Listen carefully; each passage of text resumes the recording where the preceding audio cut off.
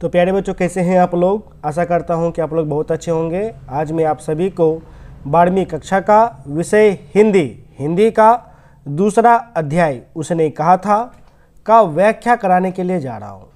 प्यारे बच्चों, पिछले वीडियो में मैंने उसने कहा था का प्रश्न उत्तर करा दिया, इसलिए प्यारे बच्चों इस वीडियो में मैं आज आप सभी को उसने कहा था का व्याख्या कराने के लिए जा रहा हूँ। ठीक है प्यारे बच्चों, यदि आप इसे पीडीएफ फाइल में लेना चाहते हैं और व्याख्या में जानना चाहते हैं भिव्याय प्रश्न, तो प्यारे बच्चों आप ज्वाइन कर सकते हैं 12th पेड कोर्स। ठीक है प्यारे बच्चों, 12th पेड कोर्स, यह कोर्स सिर्फ और सिर्फ बिहार बोर्ड के बच्चों के लिए ही है। यदि आप ज्वाइन करते हैं तो आपको आर्ट्स के सभी विषय का चैप्टर वाइज क्वेश्चन आंसर दिया है न जाएगा पीडीएफ फाइल में। लघु, दीर्घ, वस्तुनिष्ठ चैप्टर वाइज भिव्याय प्रश्न बताए हैं न जाएंगे। अक्टूबर में कोर्स को समाप्त करके गैस क्वेश्चन दिया जाएगा, साथ ही टेस्ट क्वेश्चन दिया जाएगा। ठीक है प्यारे बच्चों, पूरे साल भर के लिए आपको लग जाएंगे 1000 रुपये। ठीक है, 1000 रुपये ना लग जाएंगे। 500 रुपये पहले था, अब नहीं है। अब आपका प्यारे बच्चों 1000 रुपये है। अत्यधिक जानकारी के लिए आप हमें कॉल कर सकते हैं। हमारा नंबर है 70 61 50 45 52। प्यारे बच्चों, जो सबसे पहला व्याख्या निकल करके आता है, पहला व्याख्या है। ठीक है, मृत्यु के कुछ समय पहले स्मृति बहुत साफ हो जाती है। जन्म भर की घटनाएं एक एक करके सामने आती है। सारे दृश्यों के रंग साफ होते हैं। समय की धुंध बिल्कुल उन पर से हट जाती है। ठीक है प्यारे बच्चों, यह लाइन कब आया था? मैंने आपको कहानी सुनाया था। ठीक है, कहानी में मैंने क्या सुनाया था? मैंने सुनाया था कि जब लहना सिंह को गोली लग जाता है, खून से लथपथ वो जब जमीन पर गिर जाता है तो उसकी आंख बंद है न हो जाती है और उसे अपने जीवन का हर वो घटना रह रह करके याद आता है। जैसे वो किस प्रकार बचपन में सूबेदारनी को चिढ़ाया करता था, तेरी कुटमाई हो गई, वजीरा से बात करता था, है कि नहीं? तो सारा का सारा रह के याद करना है। बस इसी को आपको उत्तर बना करके प्यारे बच्चों लिख देना है। ठीक है, तो प्यारे बच्चों उत्तर आपको किस प्रकार से लिखना है? तो देखिए, सर्वप्रथम हम एक लाइन सभी व्याख्या में जोड़ेंगे ही जोड़ेंगे। ठीक है, वो कौन सा लाइन जोड़ेंगे? तो यह लाइन। ठीक है, यह लाइन है प्रस्तुत पंक्तियां। ठीक है, हमारी पाठ्य पुस्तक प्यारे बच्चे कौन सा है? तो दिगंत भाग 2 है। तो दिगंत भाग 2 के उसने कहा था पाठ से ली गई है, जिनके लेखक चंद्रधर शर्मा गुलेरी जी है। ठीक है प्यारे बच्चों, यह तो इंट्रो हो गया, यह आपको लिखना ही लिखना है। फिर पैराग्राफ चेंज करके आपको लिखना है, प्रस्तुत पंक्तियों में मानव जीवन की प्रवृत्तियों का मनोवैज्ञानिक विश्लेषण अत्यंत सफलतापूर्वक किया गया है। कौन सा विश्लेषण? तो मनोवैज्ञानिक, यानी कि मनोवैज्ञानिक जो कहता है, मनोविज्ञान कहता है कि कोई भी व्यक्ति जब मरता है तो मरने के समय क्या हो जाता है? तो मरने के समय उसका जो जीवन भर का जितना घटना होता है वह रह रह करके, यानी एक एक करके याद आता है। ठीक है, फिर विद्वान लेखक कौन? यानी चंद्रधर शर्मा गुलेरी जी ने यह बताने का प्रयास किया है कि मृत्यु के कुछ समय पूर्व मानव की स्मरण शक्ति अत्यंत स्पष्ट है न हो जाती है। उसे अपने विगत जीवन की समस्त घटनाएं स्मृति सहज है न हो जाती है, यानी एक एक करके याद आना शुरू होने हो जाती है। अतीत के चित्र उनके नेत्र के सामने चलचित्र की भ्रांति नाचने है न लगते हैं, यानी कि आप नहीं भी चाहिएगा सोचना, फिर भी आप सोच करके वह चित्र आएगा, वह चित्र बनेगा जैसे लहना सिंह के समक्ष बन रहा था। जब गोली लग गया था, जब मरने वाला था, तो लहना सिंह को एक एक करके याद आता था वो किस प्रकार, ठीक है, वो किस प्रकार लड़की को चिढ़ाता था, तेरी कुटमाई हो गई। और जब उसको पता चला कि हाँ लड़की का शादी हो गया तो उसे याद आता था वो किस प्रकार एक व्यक्ति को मोरी में धकेल दिया था और कुत्ते को ईटा मारा था। ठीक है, उसके बाद देखिए, उस पर जमी हुई समय की धुंध हट जाती है। ठीक है, यानी कि समय का जो धुंध रहता है वो हट जाता है, यानी सारा याद। ठीक है, तथा वह उन्हें सहज ढंग से देख एवं अनुभव कर सकता है, यानी देख सकता है और अनुभव है न कर सकता है सारी पुरानी याद। ठीक है, गुलेरी ने उक्त तथ्य इस संदर्भ में प्रस्तुत किए हैं। ठीक है, लहना सिंह युद्ध में गोलीबारी में घायल होकर चिंतनीय स्थिति में लेटा हुआ है, यानी जब गोली लग जाता है तो चिंतनीय स्थिति में लेटा हुआ है, पड़ा हुआ है जमीन पर। उस समय अपने बीते दिनों की स्मृतियों उनके मानस पटल को झकझोरने लगती है। पास में बैठे वजीरा सिंह को सारी बातें कहना प्रारंभ करता है। ठीक है, फिर पैराग्राफ चेंज करके लिखना है, इस प्रकार प्रस्तुत पंक्तियों में मृत्यु के समय मानव मन की स्वाभाविक प्रक्रिया का वर्णन है, यानी कि स्वाभाविक प्रक्रिया का वर्णन है। मनोविज्ञान कहता है कि कोई भी लोग जब मरता है ना, तो मरने के समय एक एक करके सारी जो जीवन का जो घटना होता है, जो मेन घटना, वो रह रह करके याद आता है। ठीक है, अतः लेखक की यह मनोवैज्ञानिक सोच है कि मृत्यु निकट आने पर प्रत्येक व्यक्ति को अपने जीवन के अतीत के क्षण साकार एवं स्पष्ट परिलक्षित हो जाते हैं। ठीक है प्यारे बच्चों, तो प्यारे बच्चों यह आपका हो गया प्रथम व्याख्या हो गया। ठीक है, दूसरा व्याख्या है बिना फेरे घोड़ा बिगड़े और बिना फेरी लड़ाई। मैंने आपको यह भी है ना समझाया था प्यारे बच्चों, समझाया था कि नहीं समझाया था? बिल्कुल समझाया था। ठीक है, लेक्चर में जब मैंने सारांश सुनाया था, तो देखिएगा सारांश में मैंने सारा चीज़ें ना सुनाया है। ठीक है, विश्वास नहीं है तो सारांश का वीडियो आप ना देख लीजिए मेरा। उत्तर आपको लिखना है सेम।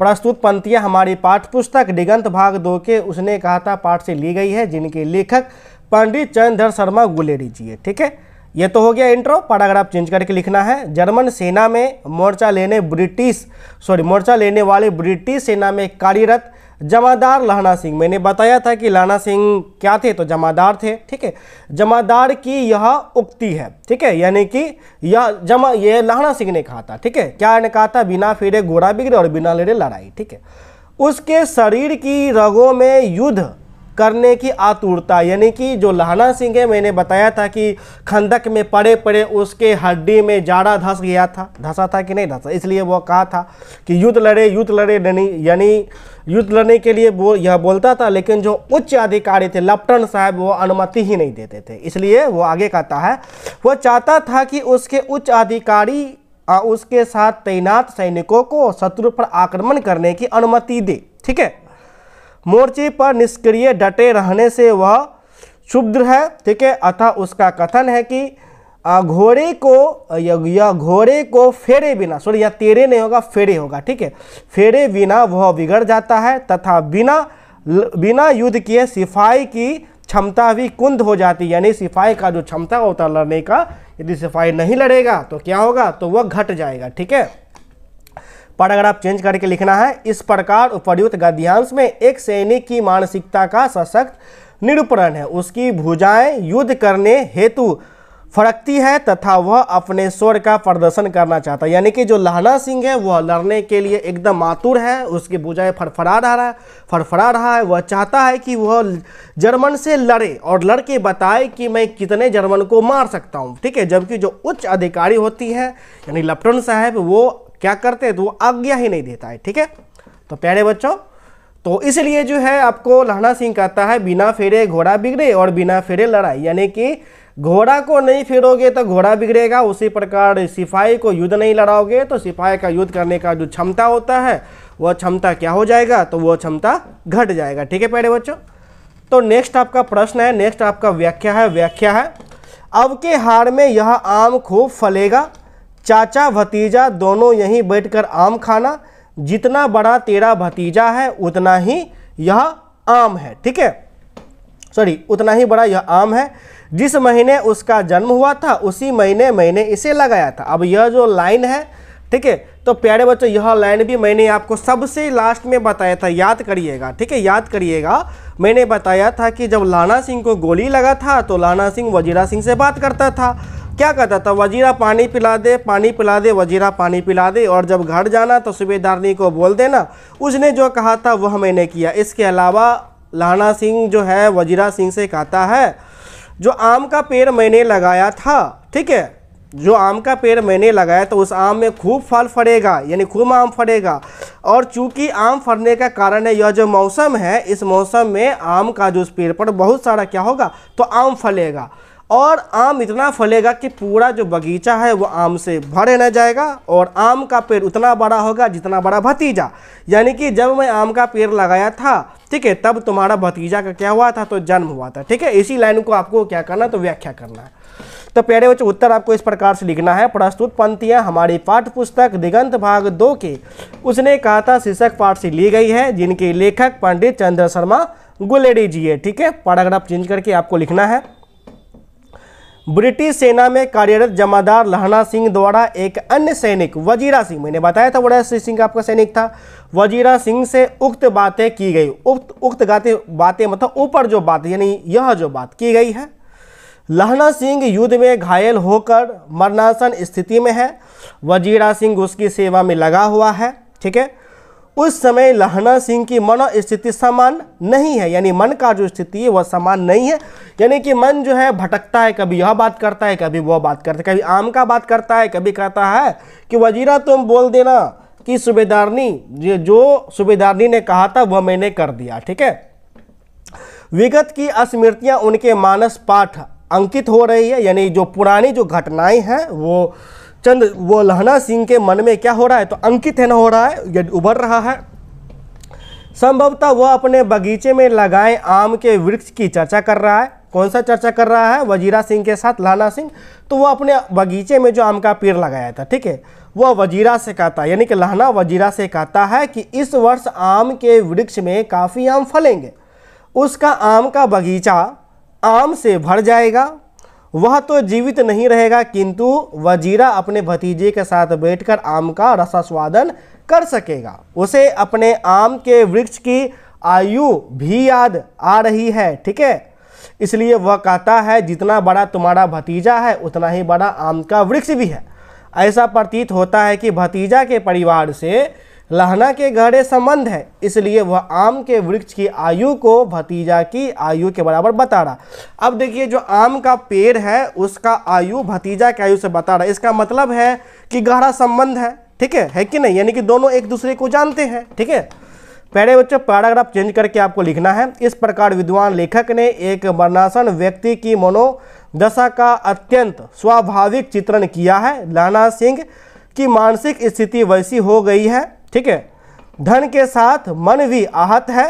ठीक है, सॉरी तन होगा यहाँ, तन के साथ मन भी आहत है। गुलेरी जी ने इसके मनोवैज्ञानिक विवेचना बड़ी सफलता से की है। ठीक है प्यारे बच्चों, अब प्यारे बच्चों नेक्स्ट आपका प्रश्न है। नेक्स्ट प्रश्न कौन है, और अब घर जाओ तो यह कह देना कि मुझे जो उसने कहा था वह मैंने कर दिया। यानी अंतिम में क्या करता है, जब लहना सिंह मरने वाला रहता है तो वजीरा सिंह से कहता है और जब घर जाना तो वजीरा कह देना उसने जो कहा था वह मैंने किया। उसने क्या कहा था, सूबेदारनी ने लहना सिंह को कहा था मेरे पुत्र और पति का प्राणों की रक्षा करना, यही कहा था ना, इसी का वह वचन प्यारे बच्चों दिया था। ठीक है, तो इसी को आपको स्पष्ट करना है उत्तर दे करके।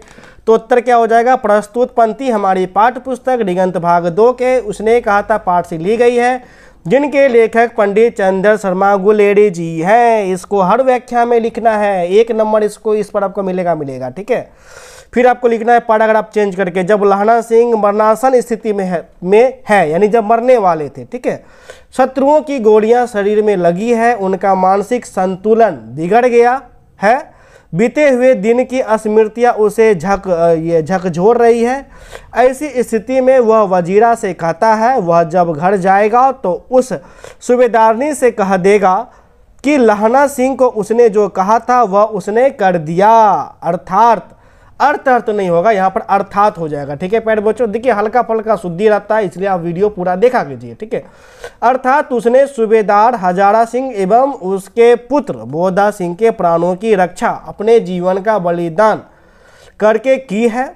उसने अपने वचन का पालन किया है। ठीक है, यानी कि लहना सिंह मर गया लेकिन वचन नहीं तोड़ा, इसी को कहते हैं सच्चा प्यार, सच्चा मोहब्बत। प्यार भाई करो तो लहना सिंह जैसा करो। ठीक है, मर जाना है, मिट जाना है, लेकिन वचन को टूटने ना देना है। ठीक है, तो प्यारे बच्चों इस प्रकार विद्वान लेखक ने यहाँ पर लहना सिंह के उदार चरित्र का वर्णन किया है। लहना सिंह ने उच्च जीवन सिद्धांतों के पालन का आदर्श प्रस्तुत किए हैं। तो प्यारे बच्चों यहाँ पर आपका व्याख्या समाप्त होता है। नेक्स्ट वीडियो में मैं आप सभी को उसने कहा था का वस्तुनिष्ठ प्रश्न करा दूंगा। तो प्यारे बच्चों यदि आप 12th पेड कोर्स ज्वाइन नहीं किए हैं तो आप ज्वाइन कर लीजिए। आज रात तक 500 रुपये हैं, कल से 1000 हो जाएंगे।